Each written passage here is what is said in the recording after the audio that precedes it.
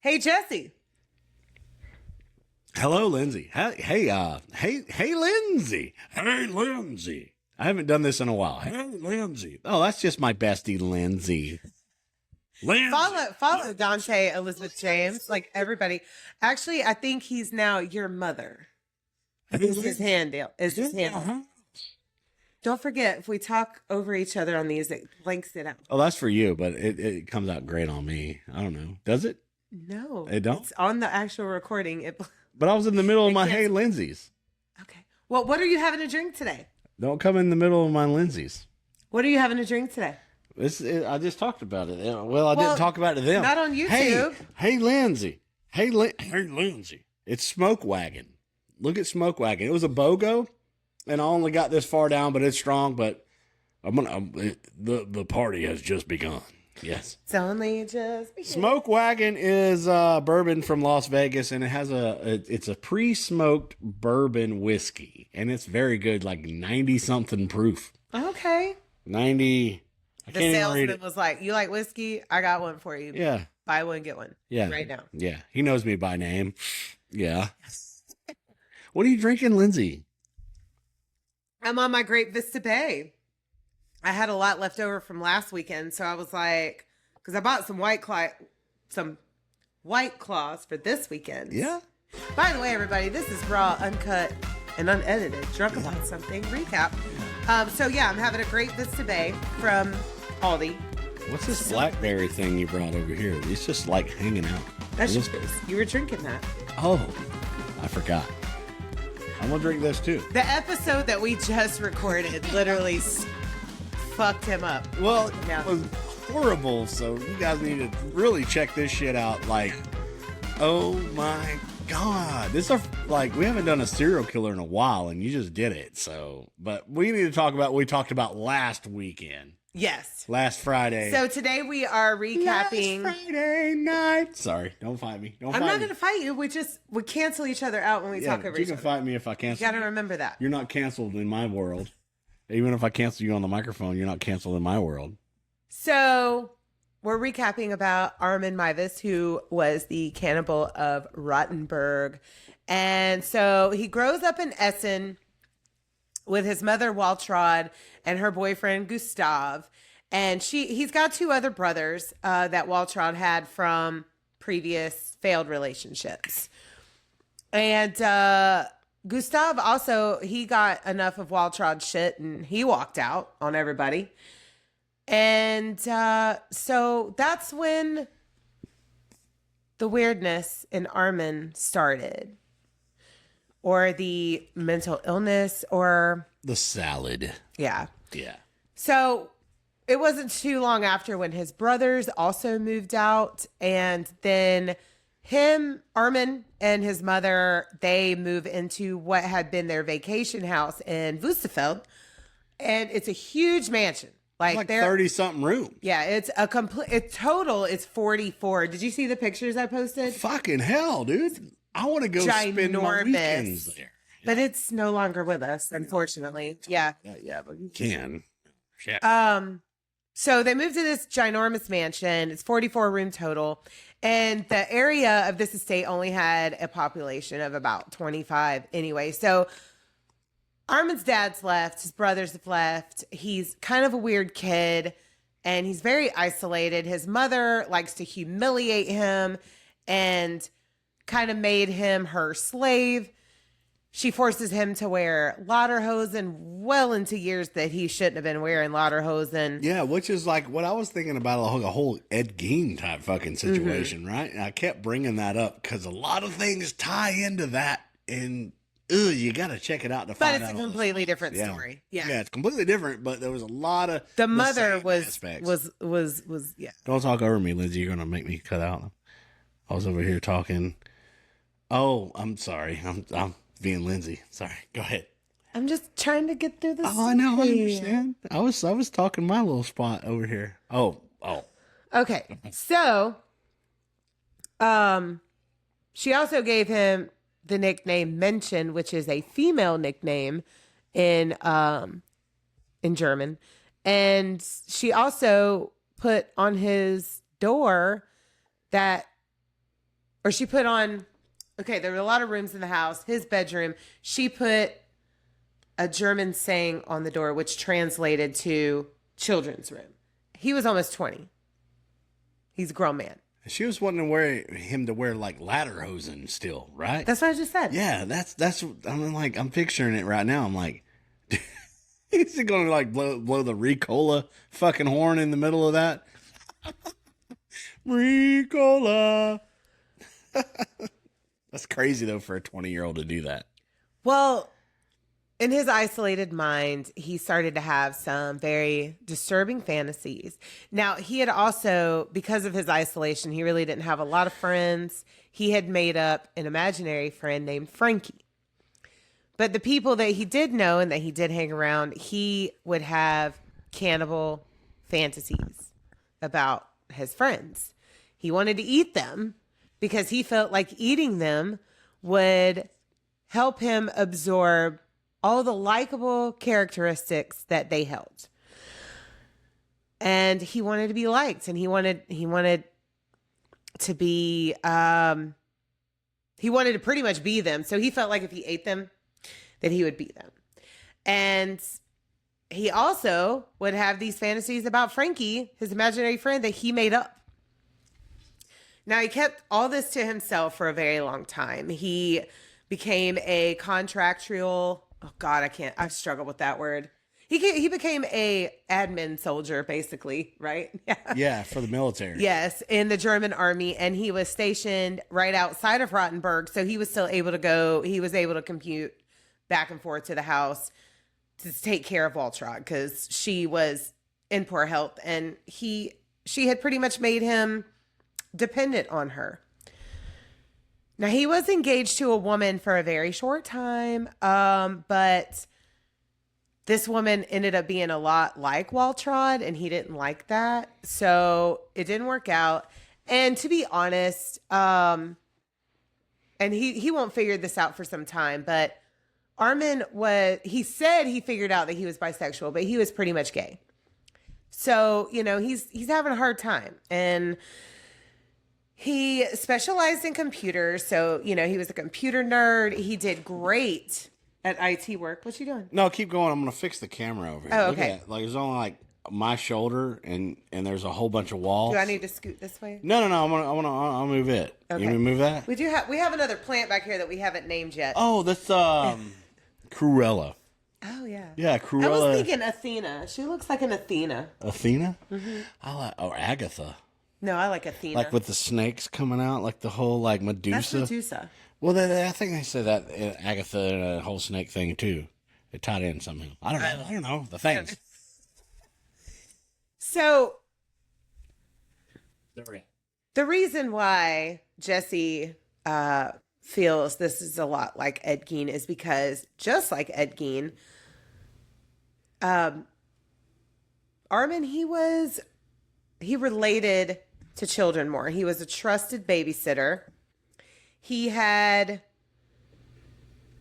where was I at in my little notes? He taught driver's ed. He dressed as Santa Claus at Christmas. And he related more to children. I mean, like, even at parties, he would go sit at the kids' table. That's just who he felt more comfortable being around. And it wasn't in like a weird way. Oh, I don't even know. I mean, it was just, he was very childlike, child-minded. Oh my God, I cannot speak. Very Ed Geinish. Because Ed Gein did a lot of the same shit. How's that? I think that looks better. Anyhow. He was very immature, thinking and stuff like that because of his isolation, because of the way Waltraud treated him. Yeah, his mother really brought him to that level. And He's still childlike. I feel that the same with Ed. It was just like she was really pressing him all the way down to childhood and trying to keep it her baby. Just the same. I mean, I really feel it. Now, behind closed doors, when he was away from society, away from his mother, he did obsess over war documentaries, specifically Vietnam War. He read articles about Fritz Harman and Jeffrey Dahmer, and he delighted in torture porn. And he would make these collages from images that he found in magazines, and he would hide them in like a grill. Like he was like imagining that he was cooking them. That's crazy. He would make a lot of fetish videos that he would later on put on the web, because when the internet was first going through its early years, the webness, it was wild. The www webness. Yeah. And while Trod, she ended up passing away, and he went a little keen with that too. He started dressing like her. He made a shrine for her, but he got over that quickly because he got very into this online world where he found like-minded people. Yeah, he was seeking out his whole dreams and desires that was going on inside of him. And then he found like a whole place that he could go to. You know, the dark, we would call it the dark web now, right? Yes. But back then it was just like, it was just whatever. Yeah. Right. So him and having a conduit where he can just go to and express all of his emotions and what his desires are. And people were reciprocating to that. They were coming to him, and he was just like putting it all out there in some crazy dark shit. Go ahead. He was popular. He was really popular among this like-minded community of people with cannibal fantasies. He made videos and posted them. And the forums that he liked were, I think it was Nullo. Yeah, Nullo and Cannibal Cafe. And in these chats, you know, he was talking about what he wanted to do. And like I said, I mean, you got to give him this. He wanted a volunteer. He did not want to force himself on anybody. He did not want an unwilling participant. He wanted somebody that was consenting and that was just as into it as him. Right. Well, credit is due. Like, he is not forcing himself on anybody. No. But at the same time, 99.999% of the people that are on there are just goof booting. I mean, they're Not interested goof booting. They have sick- interested and they might have some kind of mental something or other going on where they're just like, I want to be either mutilated or have something to do with something that's crazy like this, but none of them wanted to go through it except for he finds somebody. Well, you know? yeah, I was going to say, so in 2000, he posted about 60 advertisements on these forums where he was looking for a well-built 18 to 30-year-old man that was willing to be slaughtered and consumed. And he got a lot of responses, but none were really sincere in carrying out the actual act until Bernd Brandes came along. And Bernd was a man who, he had been the only child of a wealthy family. His mother was in the medical field and had somebody pass away in her care, and she did not take it well. So she was involved in a car accident that did result in death, and it was believed that it was intentional. Right. I don't know why I'm struggling with words today. Yeah, because of her work. Blame it on perimenopause. Yeah, because of her work, and she kind of had some resentment toward something that happened in her medical field, right? She was just like, I am just like not going to deal with it, and something happened, and she wound up not being alive anymore. Right. Yeah. So, because, you know, he was the only child of a wealthy family, his mother's just passed away, his dad's kind of detaching a little bit. He was pretty much raised by nannies, au pairs, whatever you want to call it. Then his dad remarries to a stepmom that he doesn't get along with. And then he also discovers that, you know, within himself, he realizes that he is gay. And unfortunately, in the time, it wasn't accepted as it is now. Yeah, and this is like the 80s, right? Yeah, and 90s. 90s. Actually, well, when this all goes down, when this whole thing goes down, it's 2001. But when he discovered he was gay, it was in the early 90s. Or when he came to accept the fact that he was gay. Yeah. Publicly, yeah. Publicly. Yeah. Like he had had some relationships with women, but he did cheat on them with men. And so they didn't work out. And he hated the fact that he was gay. And when his father found out, he disowned him. So Bernd had a lot of self-loathing, and he developed, he came to the point where he wanted to be castrated, and he wanted somebody else to do it to him.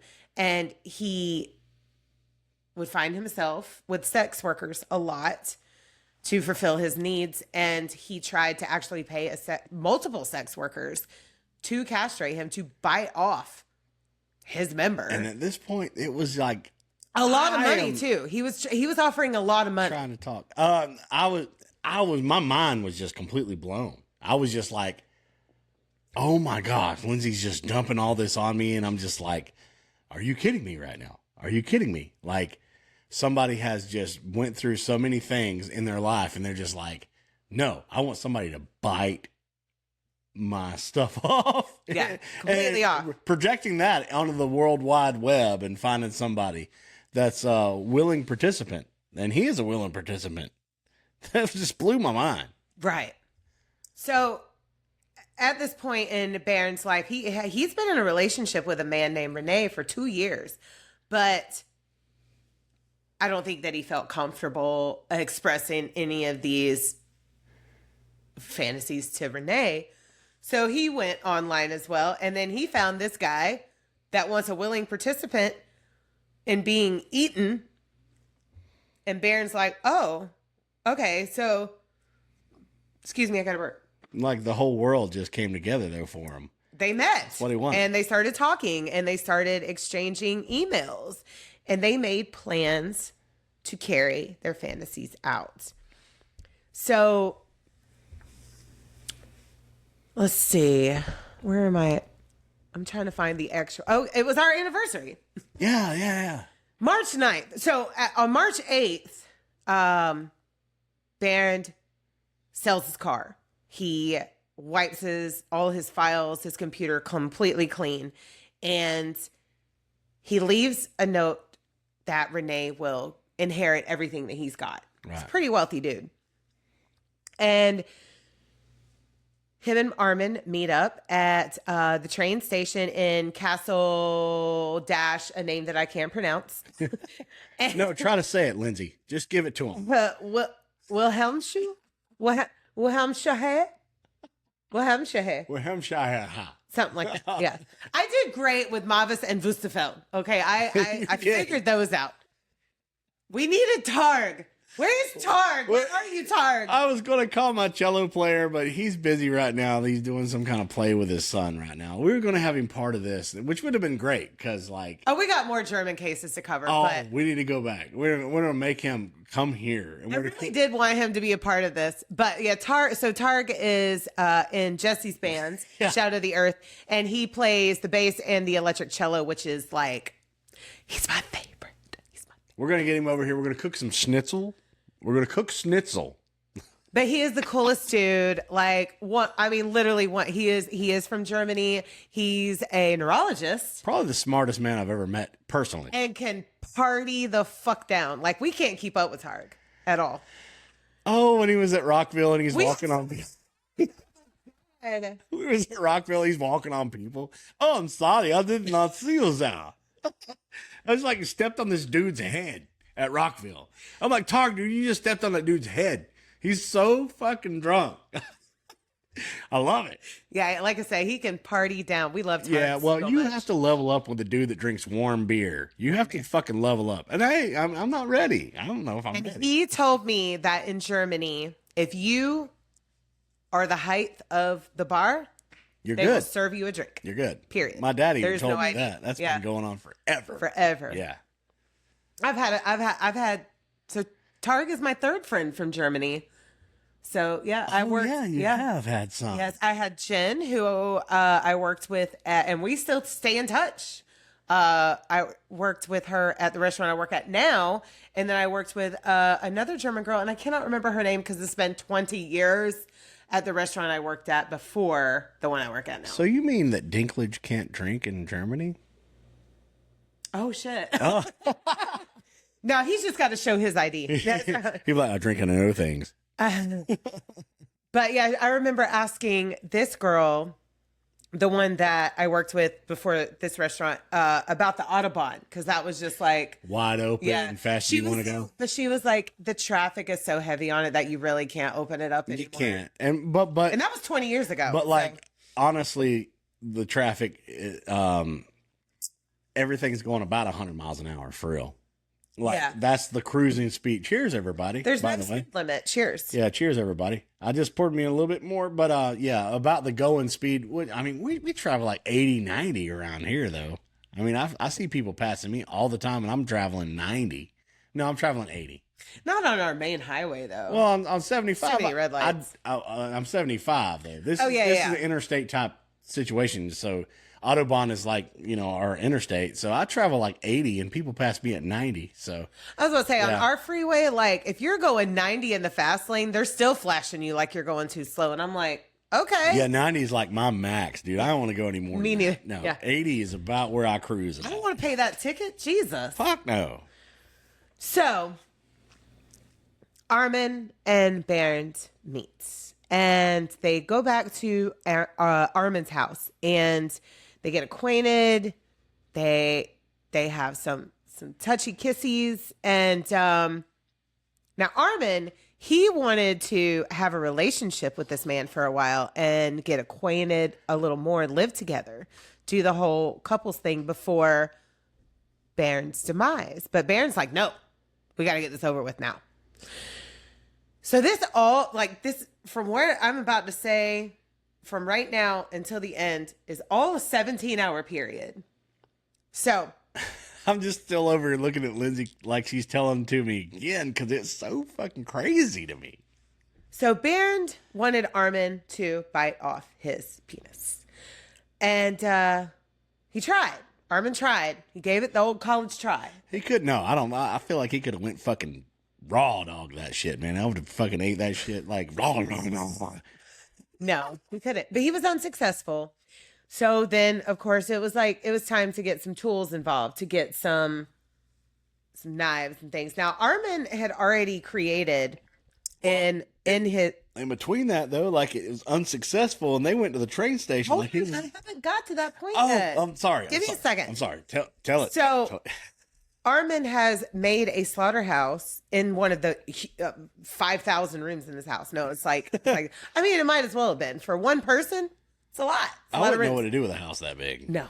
So he's got a slaughterhouse made. He's got some hatchets, some knives. He's got tools ready to go. He's also got video equipment. This entire day, from the time that Bernd shows up until he shows out, is on video. So he's gonna go try and cut the weenie. And so Bernd drinks a bottle of Vicks cough syrup, and he was waiting for that to get in, to take off the edge of the pain that he might feel from this. But Bernd is expecting a euphoric feeling when this happens because he's been waiting for this for a long time. They're waiting on something sensual in the middle of all of this. But then Bernd's like, I don't know what happened. I guess the cough syrup took over. But he's like, you know what, Armin, I think you're just too nice. His actual quote was, I think you're too benign to do this to me. Take me back to the train station. So they go back to the train station. This is a 2-hour drive. And then when they get there, Bernd's like, okay, never mind. Let's go back. Let's try this. So they stop by the gas station or wherever they stop, Walgreens, whatever. I don't know what they got in Germany. And they get some more cough syrup. They get some over-the-counter sleeping pills. And Bernd starts to ingest those on the way back to Armin's house. Could you imagine, though, Lindsay, like that whole 4-hour conversation in between all of that? What really went fucking down in between that and that? Oh, you tried to bite it off, but it didn't work, bud. Let's go back to the train station. Dude's got to be hurting. These are conversations that I could never comprehend comprehend being had, because But I don't no. think like that. So Dude, I'm trying to figure out what the fuck they were talking about in 2 hours. 4 hours. Fuck. 4 hours of fucking. Oh, dude, that would have been a whole book to begin with. Like, I want that book. maybe they were listening to some Rammstein. Mindstein. Mind tell. Mindtell. So they get back to Armin's. Now Bernd has got the cough syrup. Jesse mentions in the episode Robotrippin. He was like, they should have had Robitussin, not Vicks. Maybe they didn't have Robitussin over there. I think Robitussin would have fucking got the job done, bro. Well, he did say that, or Armin later on says, because Bernd does not survive this, obviously. Armin does say that Bernd does start hallucinating. And, but it was taking a lot for this guy to not feel pain and to not feel anything, pretty much. And I think it's because he may have had a substance abuse problem prior to this. We don't know. So after the Vivinox, which is the sleeping pills, the Vicks, he also drinks some schnapps. And finally, Armin attempts to cut the weenie. And it took a few times, and then it finally happened. Now, Armin says that Bernd cried out in pain for just a little bit. And then he was sad. Bernd was sad that it did not give him the sensual, euphoric feeling that he had been hoping for. Right. They were both kind of looking for an erotic experience. Yeah, this, by the way, if I this is all sexual. Yeah. So according to for their agreement, Bernd wanted them both to ingest the sausage while he was still alive. So they both tried to eat it raw. I couldn't believe my mind with this one, Lindsay. They both tried to eat it raw, and it was too chewy. They just couldn't do it. I cannot. I don't want to imagine this. You have to ingest the spongiosum. So Armin tries to go, hook it up with some herbs and spices and some olive oil and fries it up in a pan. But then it was not edible after that. You'll have to listen to the episode if you want to hear my little joke. Yeah, I mean, not that we're trying to be comical in the middle of this shit, but fucking we laugh because we're uncomfortable. Oh. Okay. So now, so Armin has bandaged his wound, but there's a member of his body that's cut off. So Bernd is still bleeding out, and he's very weak, and he's got sleeping pills and Vicks and schnapps in his system. And he looks at Armin and he says, if I hold out until morning, we can still have my balls for breakfast. You get one and I get one. And that is a quote. And he wanted his skull in memory. For an ashtray, right? In his memory, he wanted his skull to be used as an ashtray. I'd have made a bong out of that shit. That'd have been cool. Little Cheech and Chong be like, I don't know nothing about. How can you make a bong out of a skull? oh, if you're good enough, dude, You can maybe make I don't know. You can Dremel that shit. I don't know. Yeah, you put like a 2 liter on top of it, so you cut it out. No, I'm trying to figure this out. We need to wrap this up so we can eat dinner. We need some food. But still, we're making bongs later on. So Armin puts Bernd in a bath to bleed out, and then he's just like, you know what? While this runs its course, I'm gonna go read a book, and then I'm gonna check on you. And 2 hours later, Bernd is still alive. So he lays down in the bed, and later on in the night, he tries to go to the bathroom. Like, I don't know how that works, but I don't want to think about it. So when he gets up to go to the bathroom, he does collapse from the blood loss. So now Armin has assumed that he has now left this world. He's passed away. And he starts his procedure of slaughtering a human. And he has he has found a whole instructional video on the World Wide Web from 2000 that he has, downloaded, and he's watched it, and he's doing this, he cuts Bernd's throat to bleed him out. He dismembers him. He does a whole butchering process, and over the next 10 months, he consumes Bernd day by day. And when he gets low on his human man supply of meat, he's getting a little worried. He's like, "Oh my God, what am I going to eat?" I got the fever from a cowbell. Oh, and also he claims that after he consumed Bernd, he also consumed, or he absorbed. Oh, he can learn languages, right? He said that he spoke better English. Yeah. What else did I say? Something about he was better at math. Yeah. Yeah. Fucking hell, dude. Now, hey, Lindsay, you're pretty smart over there. Just saying. No. Maybe I absorbed a twin in the womb or something. I don't know. Who knows? I hear that's pretty common.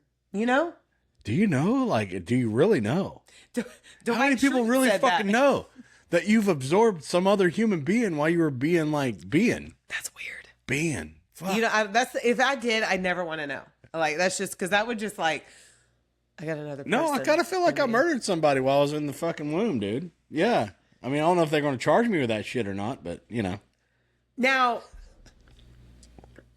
Armin, he stores all of Bernd's remains in a false bottom in his freezer. He's got it topped with what Jesse calls DiGiorno. I don't know what type of pizza it was, but it was frozen pizza. It was indeed frozen pizza. It's Krusty Krab pizza.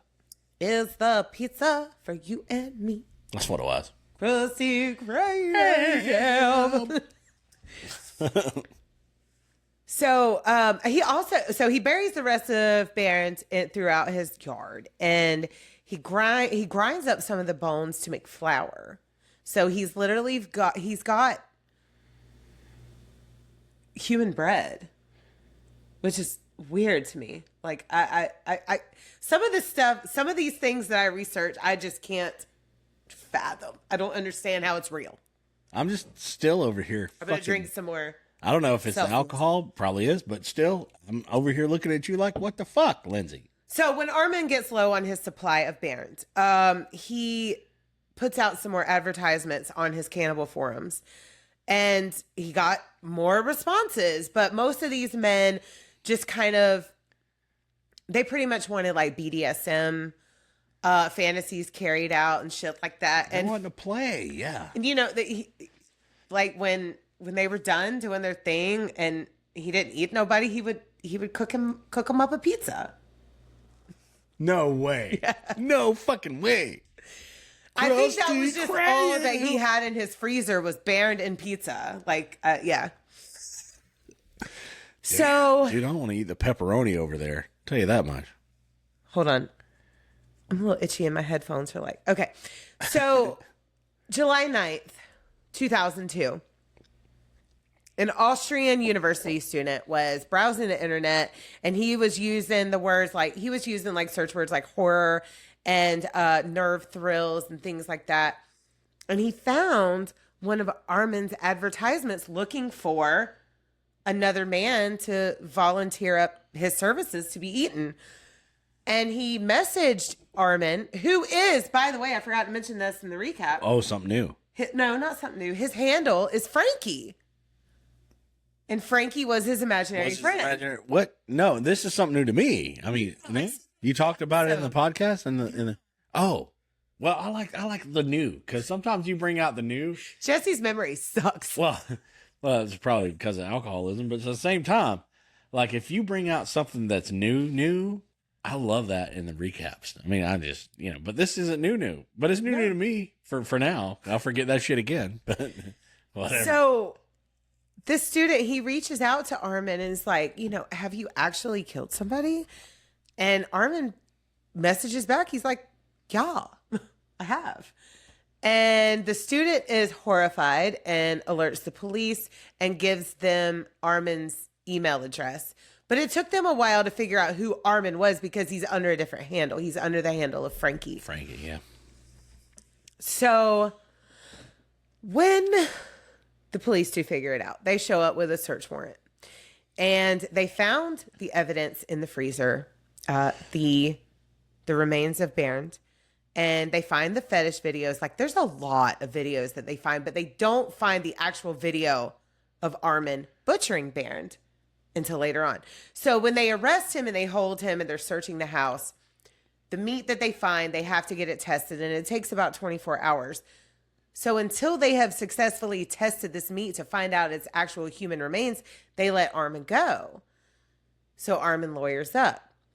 And he admits everything to the lawyer, and the lawyer is like, holy fuck.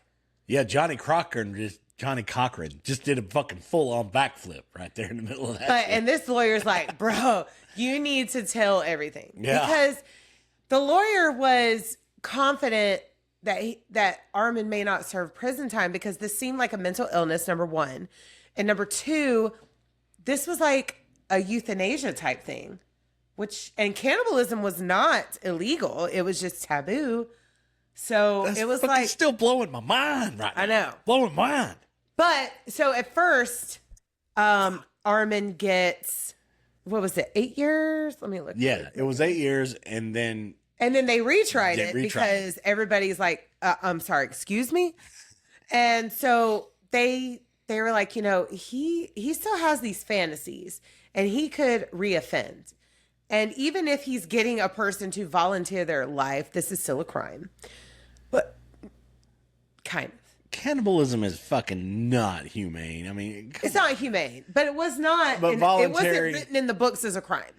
okay, well, the technical parts, he could have still been alive when he slit his throat. There's so many different things. He was breathing. See? It's in the video. It's Yeah. fucking manslaughter to begin with. Either way, And for all of you sickos out there that think you might can find this, you can't. You cannot. It was not the actual video was not released to the public. Yeah. There are some stills that you can find that are disturbing, but no.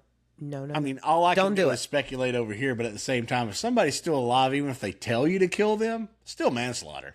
Right. Yeah, even if they tell you. Well, on his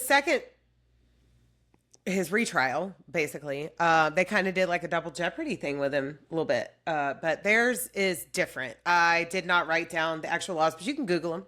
They have a little bit different laws than we do over here. Like over here, if you are tried for murder, whatever sentence you get in that trial, if you get acquitted, if you get like 3 years, if you get 30 years, that's it. Retrial is not.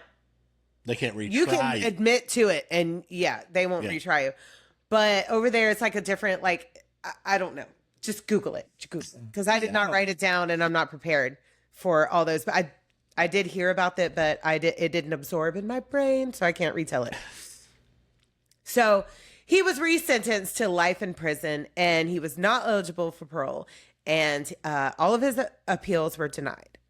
Now he would study law in prison, and he would help inmates with legal matters and things like that. He sings in the choir, and he actually has more of a thriving life in there. He has more friends. Right, he's giving back to humanity. Family. Yeah.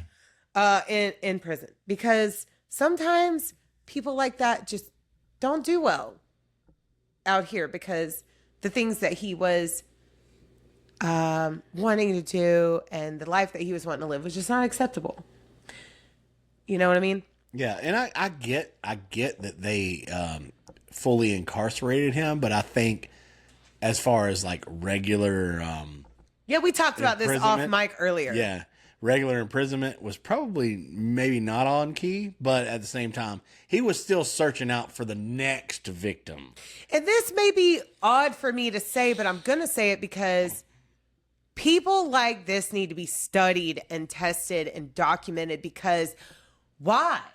Why? I mean, okay, so they blame a lot of his tendencies because he was brought up going to slaughterhouses and stuff. So was I.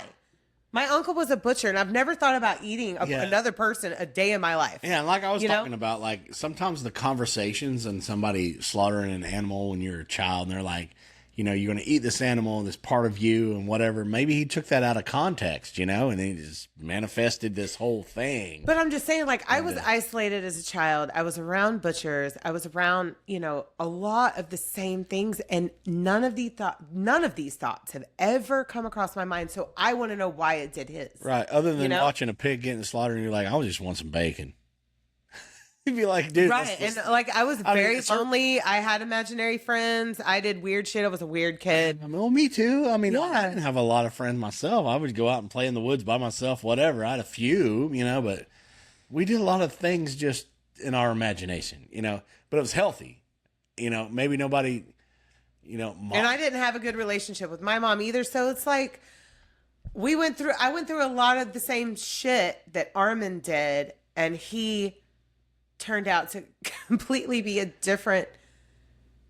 Right, but you know what I'm saying? Yeah. It's like that's why I think that people like this should be studied and it should be documented. I know that there are, but Armin himself was not studied enough, or that I could find in any research. They did study a lot of Ed Gein stuff, but at the same time, there's a lot of stuff that ties together there that triggers as young childhood stuff with mother stuff, and then holding them down and trying to make them still be little children. You know what I'm saying? Well, I'm saying, but at the same time, like Ed Gein's story was more exploited and people made money off of it more than he was studied as to why he had that type of behavior. And we're trying to debate that at the same time, but we both understand the aspects in the middle of that, because this is really cool that we get to have this conversation in the middle of recapping the whole thing. Right. Because I do feel like there's some aspects that maybe might have been some kind of a trigger for both of them,